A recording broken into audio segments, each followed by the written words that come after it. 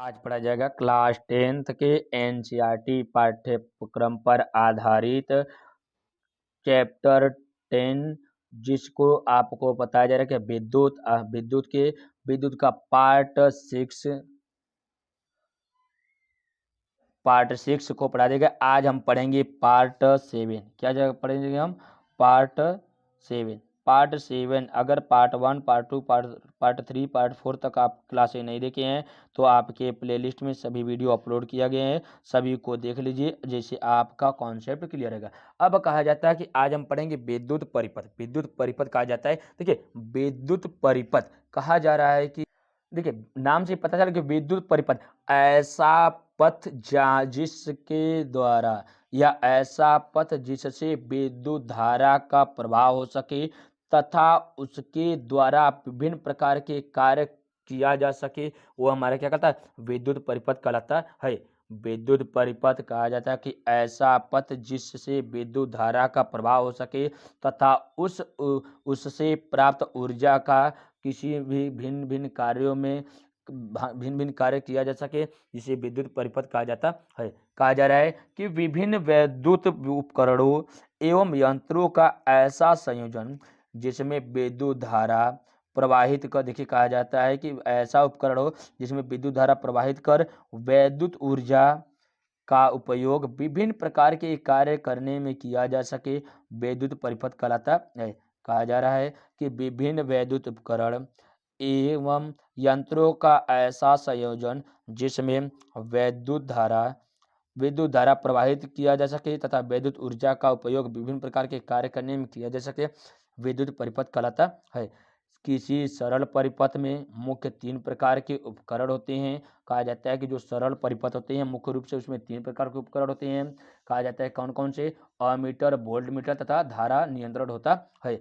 अब कहा जाता है कि अमीटर का इस्तेमाल किस प्रकार से विद्युत परिपथ में किया जाता है। अब देखिए इसका निर्माण धारा मापी, कहा जाता है इसका निर्माण किसमें किया जाता है? हमारा धारा मापी या गैल्वेनोमीटर के द्वारा किया जाता है। इसका धारा मापी या गैल्वेनोमीटर के द्वारा किया जाता है तथा ये समानांतर क्रम में कैसे हो जाता है हमारा? ये सदैव समानांतर क्रम में, या कहा जाता है कि कम प्रतिरोधक वाला तार लगा कर, कहा जाता है कि समांतर क्रम में शंट या कम प्रतिरोधक लगाकर किया जाता है।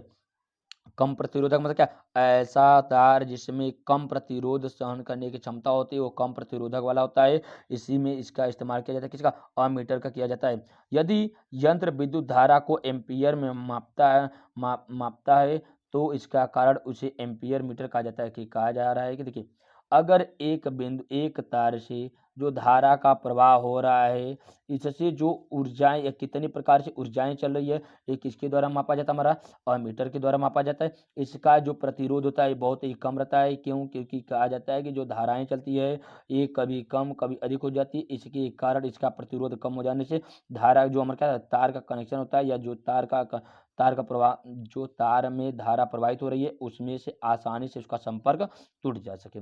अब कहा जाता है कि यह यंत्र विद्युत धारा को एम्पीयर में मापता है। कहा जाता है कि यह यंत्र विद्युत धारा को एम्पीयर में मापता है तथा यह इसको किस में मापा जाता है?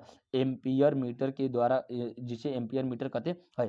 कहा जाता है कि अमीटर को विद्युत परिपथ में श्रेणी क्रम में जोड़ा जाता है। देखिए अमीटर को विद्युत परिपथ में श्रेणी क्रम में जोड़ा जाता है, लेकिन इसका निर्माण के साथ किसमें किया जाता है? हमारा समानांतर क्रम में शंट के रूप में लगाकर किया जाता है। देखिए कहा जा रहा है कि अमीटर को विद्युत परिपथ में श्रेणी क्रम में जोड़ा जाता है, लेकिन इसका जो उपयोग है इसको कहा जाता है इसका निर्माण सदैव समानांतर क्रम में शंट में लगाकर किया जाता है। एक आदर्श अमीटर का प्रतिरोध हमेशा क्या होता है? हमारा शून्य होता है। कहा जाता है कि एक आदर्श अमीटर का प्रतिरोधक होता है शून्य होता है। कहा जाता है कि एक ऐसा विद्युत धारा मापी यंत्र होता है या परिपथ को मापने वाला यंत्र होता है जिसके द्वारा हमेशा जो प्रतिरोध होता है सदैव इसका शून्य होता है, जिसके द्वारा आसानी से हम करंट को जांच कर सकते हैं। कहा जा रहा है देखिए बिंदु ए हमारा क्या अमीटर यहाँ पर लगाया गया है। अमीटर यहाँ से धारा से प्लस है, यहाँ से आ रहा है, मतलब इधर से इधर की धारा चल रही है। यहाँ पर हमारा क्या यहाँ पर यहाँ पर शीर्ष को लगाया गया है। अब देखिए यहाँ से धाराएं चलती रहती है, चालक तार से जाती हुई। चालक तार में यहाँ पे किसको मापा जाता है, हमारा वोल्ट मीटर को लगाया जाता है। वोल्ट मीटर के द्वारा यहाँ बैटरी से आसानी से ऊर्जा का स्थानांतरण किया जाता है, करंट का स्थानांतरण किया जा रहा है। इसी प्रकार से क्या हमारा देखिए स्विच ऑन है, यहाँ से धाराएं चलती है अमीटर के द्वारा। अमीटर से कहा जाता है तो हमारे चालक तार से, या कहा जा सकता है कि पी से और क्यू का, यहाँ से जब धाराएं चलती है तो किसी में मापी जाती है हमारा ये वोल्ट मीटर में। वोल्ट मीटर से कहा जाता है फिर बैटरी में जाती है। इस प्रकार से धाराओं का स्थानांतरण आसानी से होता रहता है।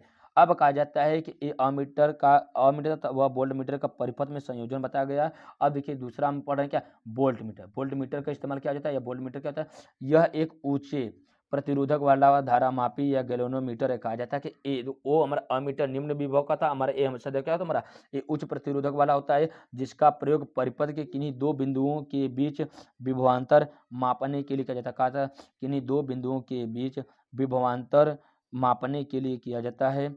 जैसे दो बिंदु है, दो बिंदुओं के बीच के धाराओं को मापने के लिए इसका इस्तेमाल किया जाता है, हमारा विभवांतर को मापने के लिए वोल्टमीटर का प्रयोग किया जाता है। इसे उन बिंदुओं के बीच लगा समांतर क्रम में जोड़ते हैं जिनके बीच विभवांतर की माप करनी होती है। कहा जाता है कि विभवांतर को मापने के लिए उसके तार को सबसे पहले समांतर क्रम में जोड़ते हैं। समांतर क्रम में जोड़ने के बाद हम वोल्ट मीटर के द्वारा उसकी धारा को आसानी से उसकी परिपथ में कितनी धाराएं चल रही है उसको आसानी से जांच कर सकते हैं, जिनके परिपथ में विभवांतर की माप करनी चाहिए। एक आदर्श वोल्ट मीटर का प्रतिरोध सदैव अनंत होना चाहिए। कहा जाता है कि जो अमीटर होता है वो सदैव शून्य होता है, लेकिन जो हमारा वोल्ट मीटर होता है इसकी जो वोल्ट मीटर होता है इसका प्रतिरोधक सदैव हमारा क्या था, अनंत होना चाहिए। तीसरा हमारा क्या बोला गया, धारा नियंत्रक। धारा नियंत्रक को कहा जाता है कि यह उपकरण परिपथ में धारा की प्रबलता कम अथवा अधिक करने। देखिए क्या जाता है, एक का प्रतिरोधक कम है, एक का अधिक, एक क्या जाता है कम या अथवा अधिक करने के काम आता है। जैसे कहा जाता है कि जो हम लोग के घर पे जो स्टेबलाइजर होता है उसमें किसका इस्तेमाल करते हैं हम लोग, धारा नियंत्रण का इस्तेमाल करते हैं। इसमें प्रायः ऑक्सीकृत नाइक्रोम क्या जाता है कि नाइक्रो का तार जिसका विशिष्ट प्रतिरोध अधिक तथा प्रतिरोध ताप गुणांक कम होता है, एक चीनी मिट्टी के खोखले बेलन पर लिपटाया जाता है। कहा जाता है कि ए एक ऐसा उपकरण होता है जिसके द्वारा कहा जाता है कि ए एक उपकरण होता है जिसके एक खोखला पृष्ठ होता है, इसके ऊपर नाइक्रोम का तार लिपटा रहता है। जितने अधिक मात्रा में तार लिपटा रहता है उसमें आसानी से धारा प्रवाहित होती है। जैसे हम लोग के देखा जाता है कि जो पंखे होते हैं, पंखों के पीछे लगाया जाता है, तो उसमें कहा जाता है कि इसमें ऑक्सीकरण तार जो नाइक्रोम का होता है जिसका प्रतिरोध तो अधिक होता है लेकिन इसके जो ताप का गुणांक होता है बहुत ही कम होता है। जैसे ही कम अधिक अधिक करंट आने से क्या जाता है आसानी से ये जल जाते हैं और इस क्या आंतरिक भागों की इसकी सुरक्षा बनी रहती है। ऐसे ही क्लास देखने के लिए चैनल को लाइक करिए, सब्सक्राइब करिए तथा अपने मित्रों को शेयर करते रहिए। आपको पूरे के चैप्टर को कि एकदम एनसीईआरटी पाठ्य पुस्तक के आधार पर आपको पूरा का पूरा क्लास दिया जाएगा।